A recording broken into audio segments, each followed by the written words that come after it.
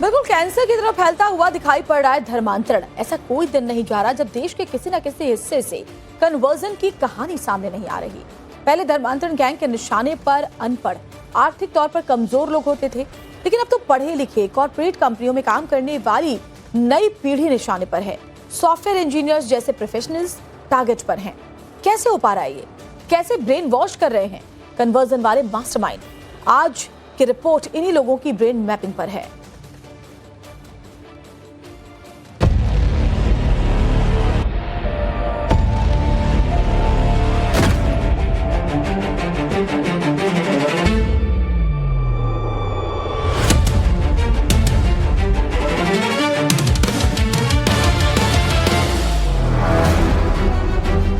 नासिक की multinational company से धर्मांतरण की जो फाइल सामने आई है उसने पूरे देश को झकझोर दिया। कन्वर्जन को लेकर जो कॉन्सेप्ट हमारे और आपके दिमाग में था, नासिक फाइल ने सारा का सारा गेम पलट दिया। हम सोचते हैं कि जो एजुकेटेड है उनका ब्रेन वॉश भला कौन कर पाएगा, लेकिन यहाँ तो बॉस ऐसी ब्रेन मैपिंग हो रही थी कि आईटी और सॉफ्टवेयर के लड़के लड़कियां चक्करघिन्नी बने हुए हैं। नासिक का निरा खान मॉड्यूल हर किसी को हैरान कर रहा है।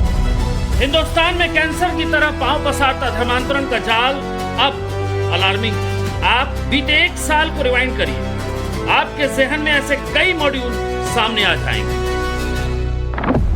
Changur module, KGMU module, Shaheen module, Mirzapur module और अब लेटेस्ट निदा खान मॉड्यूल।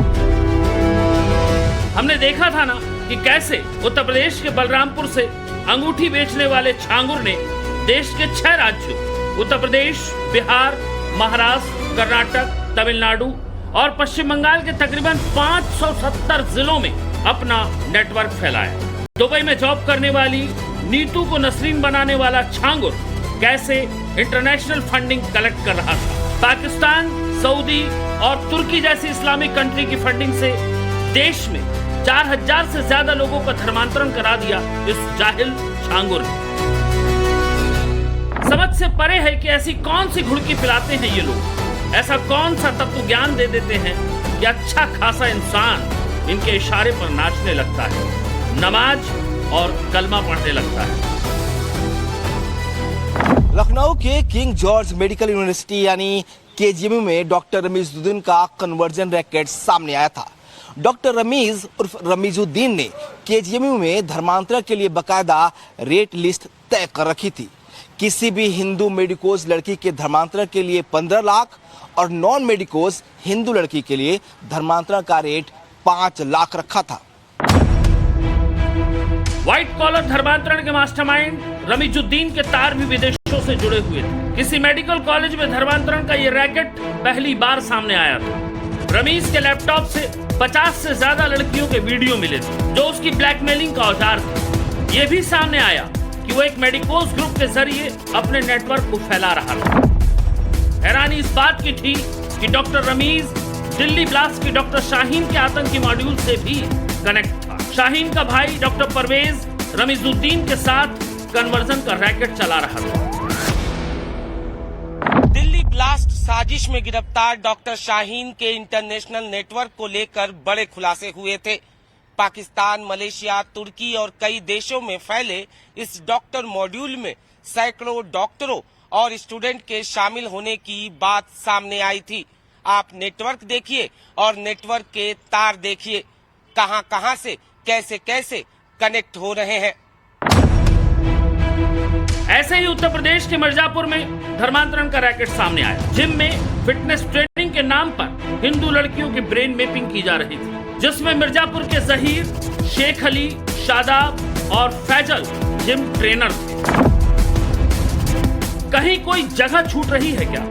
छूट रही हो तो बताइए, जहां धर्मांतरण का कैंसर नहीं फैला हुआ दिखाई दे रहा हो। हाँ, ले देकर कॉर्पोरेट वर्ल्ड बचा हुआ नजर आ रहा था, लेकिन नासिक का कॉर्पोरेट कन्वर्जन गैंग सामने आ गया। निदा खान के मॉड्यूल ने नेशनल ब्रेकिंग बना दी। एसआईटी और एटीएस का दिमाग घुमा दिया इस मॉड्यूल ने। इंटरनेशनल फंडिंग ट्रेल को ट्रैक किया जा रहा है। ये पता लगाने की कोशिश की जा रही है कि इसमें रेडिकल एक्सट्रीमिस्ट संगठनों का बैकअप तो नहीं, कहीं ह्यूमन ट्रैफिकिंग का जाल तो नहीं बुना गया धर्मांतरण के नाम पर। अब इससे ज्यादा सीरियस बात क्या हो सकती है कि इसमें एनआईए को भी शामिल किया जा रहा है। एनआईए किसी मामले में तभी आती है जब खतरा देश की सुरक्षा को। आपने केरला फाइल पार्ट 1 फिल्म देखी होगी, इसमें एक किरदार थी आसिफा। नासिक के धर्मांतरण रैकेट में निदा खान भी कमोवेश वैसा ही डेंजरस कैरेक्टर है। मुंबई के भिवंडी की निदा खान इस खेल की मास्टरमाइंड मानी जा रही है। नासिक कन्वर्जन मामले में अब तक 12 केस सामने आए जिन्होंने आरोप लगाया है। 9 एफआईआर दर्ज की गई है जिसमें 8 महिलाएं और 1 पुरुष ने शिकायत की है। 3 ऐसे हैं जिन्होंने समाज के डर से पुलिस में शिकायत नहीं की है। नासिक पुलिस के एसआईटी, एनआईए और महाराष्ट्र एटीएस मास्टरमाइंड निदा खान को शिद्दत से तलाश रही है। निदा खान भिवंडी के गैबी और सुभाष नगर में रहती है, जिसकी तलाश में नासिक पुलिस भी इस इलाके में पहुंची। टाइम्स नाउ नवभारत की टीम भी गैबी नगर पहुंची। महाराष्ट्र के नासिक में एक प्राइवेट आईटी कंपनी में जिस तरीके से जबरन धर्मांतरण करने और हिंदू लड़कियों के साथ छेड़छाड़ और अनैतिक संबंध बनाने का मामला सनसनीखेज सामने आया है, उसमें अब तक जांच में निदा खान जो इस कंपनी की एचआर थी वो मास्टरमाइंड मानी जा रही है और उसे लेकर लगातार पुलिस के साथ साथ एसआईटी की टीम और एनआईए, एटीएस कई सारी जो एजेंसियां हैं वो इस मास्टरमाइंड लड़की निदा खान को ढूंढ रहे हैं, जो महाराष्ट्र के भिवंडी इलाके से होने की जिसकी जानकारी मिली है। और हम इस समय उसी इलाके में हैं। गैबी नगर और सुभाष नगर का जो बॉर्डर इलाका है भिवंडी का, बताया जा रहा है कि ये इसी जगह पर रहती थी। फिलहाल कुछ दिन पहले नासिक की पुलिस जहां पर एफआईआर दर्ज हुआ है उसके खिलाफ जबरन धर्मांतरण कराने का और लड़कियों के साथ अनैतिक संबंध बनाने के लिए दबाव देने का, उस मामले को लेकर पुलिस दबिश दे रही है। अलग अलग जगहों पर निदा खान को ढूंढा जा रहा है, लेकिन उसका अब तक पता नहीं लगा है। हम जिस एरिया में हैं वहां पर कुछ लोगों से पूछते हैं। चाचा, आप इस लड़की को पहचानते हो क्या? आप यहाँ पे रहते नहीं हो? आप दूर रहते हो क्या? आप यहाँ रहते भी नहीं हो? आपने इसको देखा है क्या? नहीं देखा है। चाचा, आपने देखा है क्या इस लड़की को? नहीं, मैंने देखा। कंपनी में एचआर मैनेजर निदा खान के बारे में कहा जाता है कि वो बेहद ही शातिर और कट्टर थी। निदा खान इस्लामिक रीति रिवाजों के पालन के लिए दबाव डालती थी। नमाज पढ़ने, खास तरह के कपड़े पहनने और धार्मिक तौर तरीकों को अपनाने के लिए लड़कियों को मजबूर करती थी। ऑफिस में हर कोई उससे डरता था। गालियां देकर बात करती थी, वर्क प्रेशर बनाकर रखती थी और मानसिक तौर पर प्रताड़ित भी करती थी। एचआर अश्विनी छनानी के अलावा कंपनी की कन्वर्जन गैंग के 6 टीम लीडर, जिसमें दानिश शेख, तौसीफ अत्तार, रजा मेनन, शाहरुख कुरैशी, शफी शेख, आसिफ आफ्ताब अंसारी शामिल थे। उनके लिए टारगेट निदा ही सेट करती थी। इन्होंने एक ऑर्गेनाइज्ड वे में एक ग्रुप बना के ये गुनाह किया है, इस तरह का प्रतीत हो रहा है। जो 2 महिला आरोपी है तो उसमें एक आरोपी, उनपे दोनों पे एक केसेस है। इसमें एक निदा खान करके जो आरोपी है उस पे रिलीजियस हैरेसमेंट का केस है और दूसरी जो आरोपी है अश्विनी चैनानी, तो उनपे ये जब वो ऑपरेशन एचआर हेड करती थी इस कार्यालय के, और उनको जब पीड़िता ने उनकी कंप्लेंट की थी तो उन्होंने उसको कंप्लेंट देने से डिस्करेज किया था और जो एक्यूज्ड है उनका साथ दिया था, ऐसा चार्ज उन पे है। फ्लर्टिंग की आजादी, प्राइवेट मीटिंग के लिए दबाव डालना, इमोशनल मैनिपुलेशन और ग्रुप में आइसोलेट करके इन्फ्लुएंस करना निदा खान की ये खास स्ट्रैटेजी थी। सूत्रों की माने तो ग्रुप लीडर ट्रैप करते थे और लड़कियों से बात बिगड़ जाने पर निदा खान उन लड़कियों को समझाने का काम करती थी।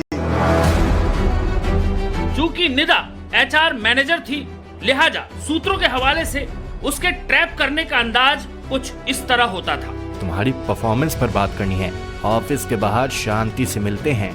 सर, ऑफिस में ही डिस्कस कर लेते हैं। अरे करियर बनाना है तो थोड़ा फ्लेक्सिबल होना पड़ता है। सर सिर्फ हेल्प करना चाहते हैं। मैंने तुम्हारे लिए इतना किया और तुम इतनी छोटी सी बात पर नाराज हो गई। सर मुझे ये सब कंफर्टेबल नहीं लग रहा। तुम ओवरथिंक कर रही हो। सर तुम्हारा भला चाहते हैं, इसलिए थोड़ा अलग तरीके से बात करते हैं। तुम्हें टीम में आगे बढ़ना है तो हमें एक दूसरे को समझना पड़ेगा। सर मैं सिर्फ अपने काम से आगे बढ़ना चाहती हूँ। देखो यहाँ सब ऐसे ही चलता है। अगर तुम एडजस्ट नहीं करोगी तो तुम्हारे लिए ही मुश्किल हो सकता है। एक महिला पीड़िता ने इसमें कन्वर्जन का अटेम्प्ट नौकरी और शादी का आमिष देके बलात्कार और उसकी धार्मिक भावनाओं को ठेस पहुंचाना इस सदर में और एट्रोसिटी एक्ट के अंदर गुनाह दाखिल किया हुआ है। और 4 महिलाओं ने sexual harassment at work place, उनको लैंगिक अत्याचार उनके कार्यालय में करने का गुनाह उन्होंने दाखिल किया है। और 3 महिला पीड़ितों ने सेक्सुअल हैरेसमेंट और religious harassment at work place का गुनाह दाखिल किया हुआ है। जांच में सामने आया कि निदा खान का रोल बेहद रणनीतिक था। उसे खास तौर पर पीड़ित लड़कियों और महिलाओं को कंफर्टेबल बनाने की जिम्मेदारी सौंपी गई थी। निदा कंपनी में लड़कियों से पहले फ्रेंडली होकर उनका भरोसा हासिल करती थी, फिर धीरे धीरे उन्हें इस्लाम के बारे में जानकारी देकर नमाज और कलमा पढ़ने के लिए बाध्य करती थी। हिंदू धर्म के खिलाफ ऑफिस में डिस्कशन का माहौल बनाया जाता था। जैसे भगवान कृष्ण पर सवाल उठाए जाते, कहा जाता कि तुम्हारे भगवान कृष्ण की तो सैकड़ों गोपियां थी, ये कैसी आस्था है। हनुमान जी पर सवाल उठाए जाते, कहा जाता वानर को भगवान मानते हो, इंसान की तरह पूजा करते हो, ये कैसे संभव है। कहने का मतलब नासिक की कंपनी के माहौल को इस कन्वर्जन गैंग ने पूरे तरीके से बदल दिया। धर्म परिवर्तन और यौन उत्पीड़न के आरोपों को लेकर नासिक में महिलाओं ने रणरागिनी जन आक्रोश बाइक रैली निकाली है और मांग की है कि ऐसे लोगों की नागरिकता रद्द होनी चाहिए। उनको रोजा पड़ा रखवाना, उनको नमाज पढ़वाना, उनके ऊपर बलात्कार ये देश के संविधान के खिलाफ है। और जैसे राष्ट्रपति उनकी नेशनलिटी जो है वो कैंसिल करनी चाहिए। उनके ऊपर राष्ट्रद्रोह का गुनाह दाखिल होना चाहिए। फास्ट ट्रैक पे ये मामला चला के उनको फांसी की शिक्षा होनी चाहिए और उनकी प्रॉपर्टी जो है सील की जाए और घरों पे बुलडोजर घुमाया जाए।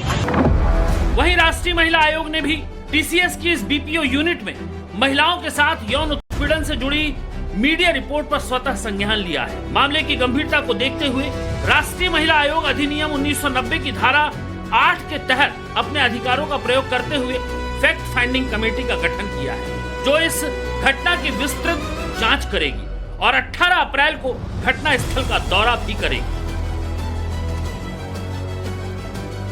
इस मुद्दे ने माहौल पूरी तरह से गर्मा दिया है। टीसीएस कंपनी ने अपनी नासिक यूनिट के सभी 150 कर्मचारियों को वर्क फ्रॉम होम करने के आदेश दे दिए हैं। इस आदेश के बाद कोई भी office operation office building premises में नहीं होगा। लेकिन वर्क फ्रॉम होम धर्मांतरण के इस कैंसर का इलाज नहीं। नासिक का मामला सामने आ गया तो इतना हो हल्ला मच गया, लेकिन ये जहर कहां तक फैला होगा इसका अंदाजा कैसे लगाया जाए। बड़े एक्शन की जरूरत है, कड़े एक्शन की जरूरत है, वरना गजवाए हिंद की अवधारणा को हिंदुस्तान में लाने वाले गाजी ये खतरनाक खेल खेलते ही रहेंगे। अतुल सिंह के साथ ब्यूरो रिपोर्ट, टाइम्स नाउ, नौ भारत।